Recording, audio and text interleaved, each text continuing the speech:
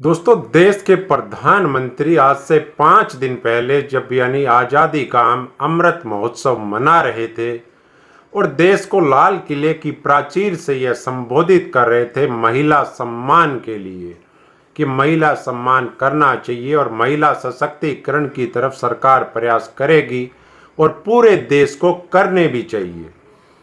लेकिन ठीक उसी दिन शाम को एक खबर आती है कि गुजरात के अंदर 11 लोगों को रिहा कर दिया जाता है। और वो 11 लोग कौन थे जिन्होंने एक महिला के साथ में गैंग रेप किया था, उसकी मां के साथ में गैंग रेप किया था, और जो 3 महिलाएं और थी उनके साथ में भी उन्होंने रेप किया था। और उसी महिला के सामने उसकी 3 साल की बच्ची को मार दिया गया था पटक करके। अब आपको मैं इस पूरे मामले में इस वीडियो को शुरू से लेकर के एंड तक एक एक पहलू बताऊंगा कि उस दिन आखिर हुआ क्या था गुजरात में और कैसे यानी उन 7 लाशों के सर नहीं मिले जिनकी हत्या कर दी गई थी। ऐसा कैसा पोस्टमार्टम यानी उन लाशों का हुआ था। इस वीडियो को आप पूरा एकदम देखेंगे तो आपको हर उस दिन की कहानी आपकी आंखों के सामने होगी कि वास्तव में उस दिन क्या हुआ था।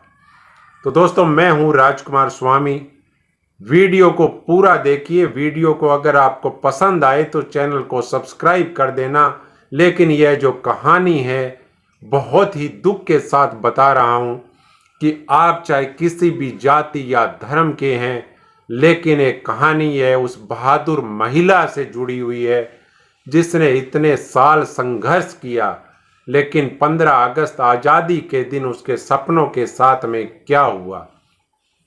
दोस्तों, शुरुआत करते हैं 2002 की 27 फरवरी से, जब गोधरा स्टेशन से एक ट्रेन चली थी, साबरमती एक्सप्रेस।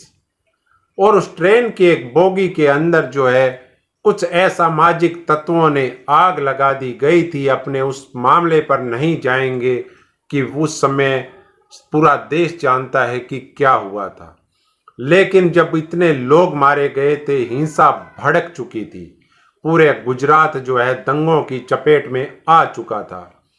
अब बात यहीं तक नहीं थी, धीरे धीरे यह हिंसा जो है वो गांवों तक फैल चुकी थी और बहुत से लोग मारे गए थे। पहले ट्रेन में मारे गए थे, उसके बाद में जो दंगे भड़के उनमें भी लोग मारे गए थे। कोई दो राय नहीं है कि गुस्सा आना स्वाभाविक था, लेकिन कानून को हाथ में लेना भी बहुत गलत था। कानूनी तरीके से एक तो सजा मिलती है और एक हम कानून को हाथ में लेकर अपने हाथ से सजा देते हैं, तो उसमें बहुत सा फर्क होता है। तो दाहोद जिले के अंदर एक राधिकपुर गांव था। बिल्किस बानो वहीं की रहने वाली थी, अपने परिवार के साथ में रह रही थी, आराम से रह रही थी। उसका उस मामले से कोई लेना देना नहीं था जहां पर यह ट्रेन वाला कांड हुआ था। तो बिल्किस बानो के परिवार को भी जब यह महसूस हुआ कि यहां पर हम सुरक्षित नहीं हैं, तो वे वहां से अपना गांव छोड़ करके, यह 15 सदस्यीय दल था पूरा, तो ये वहां से अपना गांव छोड़ करके, और पास का ही एक गांव था छप्पर खेड़ा, छप्परवाड़ गांव था, तो ये छप्परवाड़ गांव चले जाते हैं। लेकिन ठीक 1-2 दिन बाद में 3 मार्च 2002 को इन्हीं के गांव के 20-30 लोग वहां पर, जैसा कि सीबीआई चार्जशीट में बता रही है कि इन्हीं गांव के 20-30 लोग जो हैं लाठी सरिये और तलवारों से इसके परिवार पर हमला कर देते हैं। अब हमला करते हैं, मारते हैं, पीटते हैं, यहां तक तो बात को फिर भी मान लें, लेकिन उससे आगे जो हुआ था वो बहुत ही दर्दनाक और यानी इंसानियत को शर्मसार कर देने वाला था। आप चाहे किसी भी जाति या धर्म के हैं, लेकिन अगर एक महिला के साथ में हम इतना बड़ा अत्याचार करेंगे तो उस समय हमारी इंसानियत तो बिल्कुल खत्म और मर चुकी होगी। लज्जित होंगे हम कि हम क्या सच में इंसान कहलाने लायक हैं क्या। उसके बाद में इन हमलावरों ने, यह जो 17 सदस्यों का समूह था, बिल्किस बानो के साथ में गैंगरेप हुआ, इसकी मां के साथ में गैंगरेप हुआ और 3 अन्य महिलाओं के साथ में गैंगरेप हुआ और यह भी इसके आंखों के सामने हुआ और इसकी एक 3 साल की मासूम बच्ची को भी उसके सामने पटक पटक करके मार दिया गया। कितनी हैवानियत थी, सोचिए आप, कितनी बड़ी हैवानियत थी उन लोगों के, उन दरिंदों के मन में। इसके बाद में 8 लोग जो थे इसके दल के वो मर्द पाए गए थे, 6 लोग लापता थे, एक बिल्किस बानो, एक आदमी और एक 3 साल का बच्चा जो था वो यानी बच गए थे इस हमले में। 3 घंटे बाद में बिल्किस बानो को जो है होश आता है। जब इसको होश आता है तो वह क्या करती है कि एक आदिवासी महिला से कपड़े लेती है, क्योंकि उसके कपड़े तो फाड़ दिए गए थे। इसके बाद में वह एक आदिवासी महिला से कपड़े लेती है, उसके कपड़े पहन करके एक होमगार्ड इसको मिल जाता है। जब एक होमगार्ड उसको मिलता है तो उसको साथ में लेकर के वह वहीं पर एक पुलिस थाना था, तो उस पुलिस थाना लिमर खेड़ा नाम का एक पुलिस स्टेशन है वहां पर पास में, तो वह वहां जाती है। तो वहां पर उसको जो है सोमा भाई गोरी, इस नाम को याद रखना, सोमा भाई गोरी नाम के हेड कांस्टेबल जो हैं उनको वह शिकायत दर्ज करवा देती है कि मेरे साथ में और मेरे परिवार के साथ में यह हुआ है। अब पहली बार यानी सीबीआई देखती है कि इस मामले में जो एफआईआर दर्ज हुई थी, सीबीआई यह लिखती है कि वह एफआईआर जो है पूरे तथ्य उस एफआईआर में नहीं लिखे गए थे आरोपियों को बचाने के लिए। सीबीआई का पूरा जो मैं आपको बता रहा हूं यह ब्यौरा सीबीआई का है, मेरी तरफ से इसमें कोई ब्यौरा नहीं है। जो सीबीआई की चार्जशीट है उसके ये पूरे अंश है। इसके बाद में जो है बिल्किस बानो जो है गोदरा जो राहत शिविर बनाया गया था वहां तक पहुंच जाती है और राहत शिविर से ही इसको मेडिकल जांच के लिए सरकारी अस्पताल लेके जाया जाता है। और यह जो पूरा उसके बाद में जो होता है, जो मानवाधिकार आयोग और जो सुप्रीम कोर्ट होते हैं वो जाग जाते हैं और जागते हैं तो पूरा मामला जो है सीबीआई को ट्रांसफर कर दिया जाता है। और जब सीबीआई यह निष्कर्ष निकालती है कि आरोपियों को बचाने के लिए जो पोस्टमार्टम किया गया था उसको भी बहुत ही कम यानी तरीके से डॉक्टरों ने किया था कि कैसे भी जो आरोपी है इस मामले के वो बच जाएं। यह भी सीबीआई अपनी चार्जशीट में कोर्ट को बताती है। उसके बाद में सीबीआई जब उन शवों को निकालने के लिए जाती है तो वह यह देखती है कि उन शवों की शिनाख्त नहीं हो पाई। इसके लिए पोस्टमार्टम के बाद जो है इनकी खोपड़ी उनको नहीं मिलती है सीबीआई को, उन शवों की जिस जगह पर ये शव दफनाए गए थे। सीबीआई जो है इन शवों को निकालती है वहां से, लेकिन सीबीआई को जो है इनके जो है ऊपर से धड़ नहीं मिलती है। अब आप सोचिए कि कितना बड़ा यानी कांड रचा गया था, इंसानियत को शर्मसार कर देने वाला। ट्रेन में जो हुआ वो तो बहुत दर्दनाक था ही, लेकिन उसके बाद जो हुआ वो भी कोई कम दर्दनाक नहीं था दोस्तों। उसके बाद में क्या होता है कि बिल्किस बानो को जान से मारने की धमकियां मिलने लग जाती है, क्योंकि केस मजबूत है बिल्किस बानो का। जब इसको धमकियां मिलने लग जाती है तो कोर्ट आदेश देता है कि इस मामले की सुनवाई जो है वो गुजरात की जगह महाराष्ट्र में की जाए। उसके बाद में केस जो है महाराष्ट्र ट्रांसफर कर दिया जाता है और मुंबई के अंदर कोर्ट में 6 पुलिस अधिकारी, एक वो डॉक्टर सहित 19 लोगों के खिलाफ चार्जशीट दायर की जाती है। जनवरी 2008 में जब इस केस का फैसला आया था तो कोर्ट जो है 11 आरोपियों को गर्भवती महिला के साथ में बलात्कार की साजिश रचने, हत्या के आरोप में और भी अन्य यानी कई धाराओं के तहत उनको दोषी ठहराया जाता है और उम्र कैद की सजा सुना दी जाती है।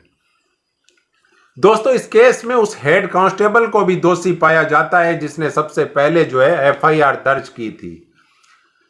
इसके बाद में जो है 7 लोगों को बरी भी कर दिया गया था इस केस में, और एक जो है उस दौरान 19 लोगों के खिलाफ जो मुकदमा हुआ था उसमें 7 लोगों को बरी कर दिया, 11 लोग यानी उम्र कैद की सजा सुनाई गई और एक आरोपी की मौत हो गई थी ट्रायल के दौरान ही। अब दोस्तों मई 2017 में जब बॉम्बे हाई कोर्ट ने भी इस मामले को सुना और उन्होंने भी इन आरोपियों की जो सजा थी वो कायम रखी, उनको कोई भी राहत नहीं दी, लेकिन उन्होंने उन पुलिस कर्मियों और डॉक्टरों को बरी कर दिया था बॉम्बे हाई कोर्ट ने। इस मामले में जो पहले निचली अदालत ने जिनको दोषी माना था उसने यानी पुलिस व डॉक्टरों को रिहा कर दिया था। अप्रैल 2019 के अंदर सुप्रीम कोर्ट ने गुजरात सरकार को आदेश दिया कि आप बिल्किस बानो को 50 लाख रुपए का मुआवजा दे, वो भी 2 सप्ताह के अंदर। लेकिन बिल्किस बानो ने इस मुआवजे के खिलाफ जो है कोर्ट में अपील दायर कर दी। अब दोस्तों यह मामला तो इतना था जहां तक सजा हुई। अब मामला यह आता है कि गुजरात सरकार ने किस नीति के तहत 15 अगस्त को इन लोगों को रिहा किया था। गुजरात के अंदर एक माफी नीति, जो नई माफी नीति लागू हुई है वो 2014 में लागू हुई है। इस माफी नीति का क्या, यानी इसमें यह लिखा हुआ है कि अगर 2 हत्याएं या इससे ज्यादा हत्या या बलात्कार किया जाता है तो वह लोग उम्र कैद की सजा पूरी उनको काटनी पड़ेगी, उनको रिहा नहीं किया जा सकता है। 2 या 2 से ज्यादा लोगों की हत्या हो जाती है और बलात्कार हो जाता है तो पूरी सजा काटनी पड़ेगी उनको, यानी जब तक वो मरेंगे नहीं तब तक जेल से रिहा नहीं किए जा सकते। यह गुजरात सरकार की 2014 की माफी नीति यानी जो लागू हुई थी उसके अंश हैं। लेकिन गुजरात सरकार ने किस नीति के तहत और क्यों यह कदम उठाया, यह अब आपको सोचना पड़ेगा। तो गुजरात सरकार ने 1992 की नीति का यानी पालन किया। 1992 की नीति क्या है?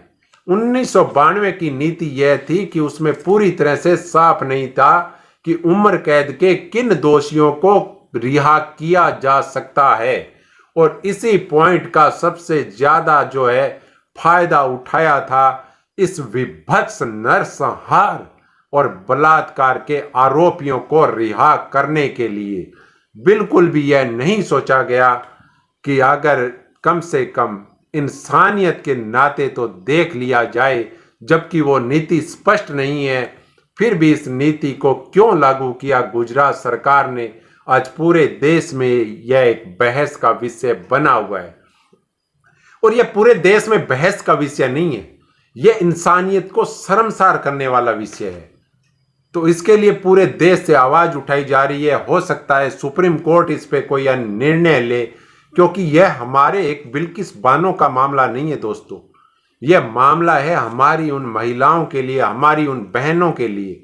जब कल को कोई दूसरी सरकार दूसरी नीति बनाएगी और इन बलात्कारियों को और हत्यारों को यह पता चलेगा कि कोई दिक्कत नहीं है, 14 साल की सजा है, 5-7 साल तो कोर्ट वैसे ट्रायल में निकाल देता है, तो 5-7 साल और निकल जाएंगे, तो ऐसे करके तो ऐसे अपराधों पर हम लगाम कैसे काबू कर पाएंगे? आप सोचना जरूर। मामला किसी धर्म से जुड़ा हुआ नहीं है, मामला देश के भविष्य से जुड़ा हुआ है ये। अब दोस्तों यानी हमारे देश में आरोपियों को रिहा करने की क्या कानूनी प्रक्रिया है, मैं आपको यह और बता देता हूं। आरोपियों को जब उम्र कैद की किसी को सजा होती है तो उसके अंदर एक नियम बना हुआ है कि आप लोग जो हैं 14 साल तक, अगर अपराध हल्की किस्म का है, जैसे मान लो कोई ऐसा अपराध हो गया जो यानी अनजाने में हुआ है, या ऐसा अपराध हुआ कि जो कोई गुस्से में किसी ने, एक आदमी के साथ में 2 आदमियों की लड़ाई हुई और एक आदमी ने गुस्से में कोई ऐसा वार कर दिया, सामने वाले की हत्या हो गई, तो ऐसा होता है गुस्से का, ना कि उसकी कोई पुरानी रंजिश वो मानी जाती है। तो ऐसे आरोपी अगर 14 साल तक जेल में रहते हैं तो उनको रिहा कर दिया जाता है। अगर उसका चाल चलन सही है, जेल के अंदर उसने आराम से 14 साल बिताए हैं, किसी तरह के कानून का उल्लंघन नहीं किया, तो ऐसे आरोपियों को रिहा किया जा सकता है। लेकिन गुजरात में जो हुआ है वो आप पूरा देश जानता है, आप भी जानता है कि आखिर ऐसा क्यों हुआ था। और इसी मामले पर अब मैं आपको बता रहा हूं, वो जज जिन्होंने इन आरोपियों को सजा सुनाई थी, उन्होंने क्या कहा था।